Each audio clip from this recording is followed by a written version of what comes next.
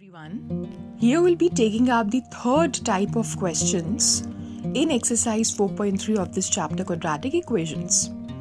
Up till now in this exercise, we were solving questions wherein an equation was given to us and we were simply required to solve it either by the method of completing the square or by the use of quadratic formula. But from now on, we are required to solve the equation, but first we are supposed to find the equation according to a few conditions given to us, and then we'll go on to solving those equations. So we can solve by either of the different ways that we've already learnt. Now coming on to the fourth question of this exercise, the sum of the reciprocals of Rahman's age 3 years ago and 5 years from now is 1/3. Find his present age. Now here we see that they're talking about Rahman's age 3 years ago and his age 5 years from now. These two ages they have related in some way. How have they related? They are saying that the sum of the reciprocals of these ages is 1/3 and we are required to find the present age of the person. So we'll just consider, let the present age be x years. So if a person is x years today, 3 years ago he was x minus 3 years, and 5 years from now he will be x plus 5 years. Now they're saying that the reciprocal of his age 3 years ago and the reciprocal of his age 5 years later, the sum of these two ages is 1/3. So we get this equation. Now next we are simply going to reduce this equation and bring it to a form wherein it represents the quadratic equation as general form, and then we'll solve for x. Now we take the LCM x minus 3 and x plus 5. When we take the LCM of these two terms, we get in bracket x minus 3 and the bracket x plus 5. In the numerator we have x plus 5 plus x minus 3 and equal to 1/3 we have. Now we simply open the brackets and we find that x and x in the numerator will give us 2x and plus 5 minus 3 will give us plus 2. And in the denominator minus 3x plus 5x will become plus 2x. So this is the equation that now we have. Now next we simply cross multiply and further keep solving and open the brackets, and we see that the equation that now we have is 6x plus 6 is equal to x square plus 2x minus 15. Now we take the terms present on the LHS to the RHS and this is what we get. Now next we see that plus 2x and minus 6x will give me minus 4x, and minus 15 minus 6 will give me minus 21. So the equation that now I have is x square minus 4x minus 21 is equal to 0, which is representing the general form where a is 1, b is minus 4 and c is minus 21. Now, in order to solve this equation, I use the quadratic formula. b square minus 4ac value will be, I'm simply putting the values of a, b and c and I find it to be 100. Now next, when I want to find the roots, I simply put this formula and I see that the value of x that now I have is x is equal to plus 4 plus minus 10/2. Now next I see that the two equations that now I get is one is x is equal to 4 plus 10/2, the other is x is equal to 4 minus 10/2. And the two final values I have, one is x is equal to 7 and x is equal to minus 3. Now we were supposed to find the age of the person. So age cannot be negative, hence this x equal to minus 3 will be discarded. So Rahman's present age is 7 years we can say. Now coming on to the fifth question, in a class test, sum of Shefali's marks in mathematics and English is 30.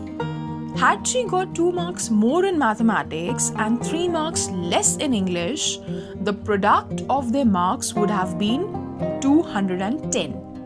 Find her marks in the two subjects. Now here we see they're talking about the marks of a person in two subjects. So let us consider the marks to be X in mathematics, or we could have taken the marks in English to be X, but I am considering it to be in mathematics. So let the marks in mathematics be X. I've considered this. Now next they are talking about the sum of the marks she got in mathematics and English. So what is it? It is 30. So if the marks in one subject is known and the sum of the two subjects' marks are known, then we can easily write the marks of that second subject in terms of the one that we already know. So we have the marks of English to be 30 minus X, since the sum was given to us. Now next they are saying that the product of the marks is 210. Now they are talking about the marks of mathematics when they were 2 more than what she'd already got, that is X, and the marks in English, that is 3 less than what she'd already got. So the product of these two marks will give us 210. So we can write in brackets X plus 2, that is marks in maths, but 2 more, and multiplied by 30 minus X minus 3, which is whatever previously she had got, 3 less than that. So this product is equal to 210. So this is the equation that now we have. We solve the equation, we open the brackets, we take 210 to the other hand, and we see that the equation that now we have is x square minus 25x plus 156 is equal to 0. Now next I know A is 1, B is minus 25 and C is 156.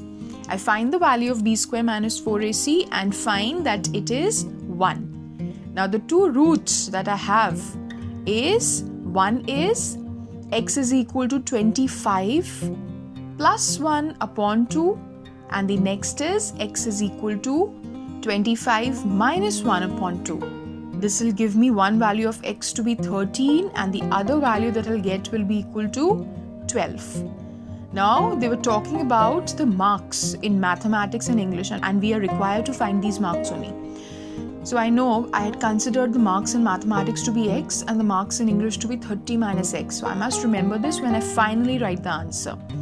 So the case 1 is when the marks in mathematics are x equal to 13. If x is equal to 13, then in the marks in English, that is 30 minus x will be 30 minus 13, that is 17. So this is one combination of marks that she could have got. Next, case 2 I'll consider when the marks in mathematics are 12. If in mathematics she's getting 12, that is x equal to 12, then in English she'll be getting 30 minus 12, that is 18. So these are the two conditions that I have. Now next, coming on to the 6th question, the diagonal of a rectangular field is 60 meters more than the shorter side. If the longer side is 30 meters more than the shorter side, find the sides of the field. Now here we see they are talking about a rectangular field. So let us consider a rectangular field ABCD. They are giving the values of the diagonal and the length in terms of breadth, that is 80.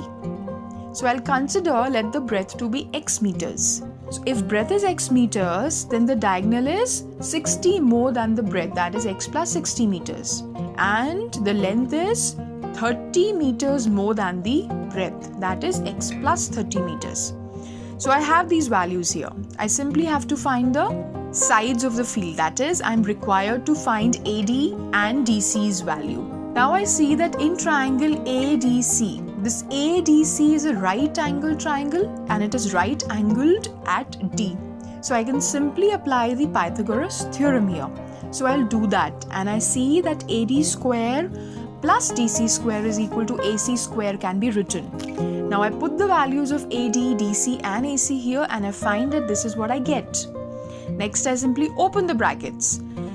So I simply apply a plus b whole square's identity, that is a plus b whole square is equal to a square plus b square plus 2ab to this x plus 30 whole square and x plus 60 whole square, and I get this long equation. Now I simply reduce it.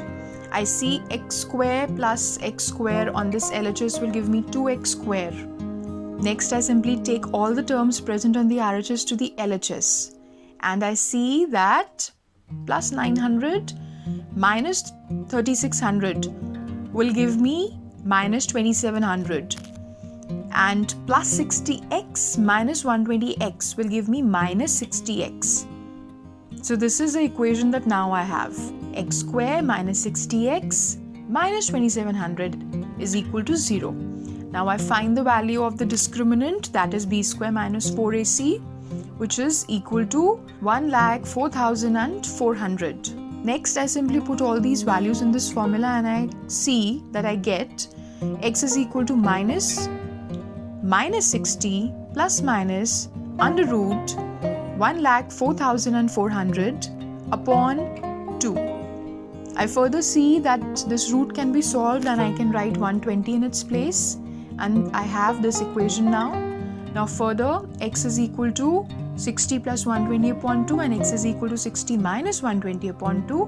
When I keep solving, I find the value of x to be 90 and other to be minus 30. Now I see that I had considered AD to be this x. So this AD cannot be negative. So I discard the value x equal to 30 in negative and I'm left with x equal to 90. So I say that the breadth of the field is 90 meters and the length is x plus 30, that is 90 plus 30, which is equal to 120 meters. Now coming on to the next question. The difference of squares of two numbers is 180. The square of the smaller number is 8 times the larger number. Find the two numbers. So here they are wanting us to find the two numbers. One is a smaller number, the other is a larger number. And they have related the two numbers in some way. So let me consider the larger number to be x. Also they are saying that the square of the smaller number is 8 times the larger number. So if the larger number is x, then the square of the smaller number is 8x. So I will write this. Now again they say that the difference of the squares of the two numbers is 180. So what is this larger number? Larger number is x. So what will be its square? It will be x square. And the square of the smaller number is given to us. That is 8x. So we'll put the value here and I get x square minus 8x equal to 180. I bring 180 on the other hand and this is the quadratic equation that now I have, where a is 1, b is minus 8 and c is minus 180. I solve and I see that the value of the discriminant is 784. Now further I put the values in this quadratic formula and I see that the value of x that now I have is, one is x is equal to 18 and the other is x is equal to minus 10. Now this x equal to minus 10, I cannot discard this value at this point of my solution because the question only deals with the larger and the smaller number and not with the negative and positive numbers. So I proceed taking two cases. Case 1, when the larger number is x equal to 18. Also, I had assumed the smaller number's square to be 8x. So I know if a square of a number is given to me, I'll find that number by taking the square root. So the smaller number will be root 8x. I see that root 8x will give me under root 144, which can further be written as plus minus 12. So I've done that. Also, I see that now there'll be two combinations of numbers possible. One combination is when the number under this case 1 only. One combination is when the larger number is 18 and the smaller is positive 12. The other is when the larger number is 18 and the smaller number is minus 12. So I have these two combinations under case 1. Now next coming on to case 2, when the value of the larger number is minus 10. Now I'll consider the larger number to be x, that is equal to minus 10, and the smaller number will be under root 8x or under root minus 80 when I put the value of minus 10 here. Now I see that any under root negative number will always result in an imaginary number and not a real number. So I will simply discard this value here. Now I have reached a point wherein I have valid reasons for discarding this condition. So I see that only two combinations, one is 18 and 12, the other is 18 and minus 12. These two combinations of larger and smaller numbers are possible. I hope these questions are clear to you all, and thank you very much and all the very best.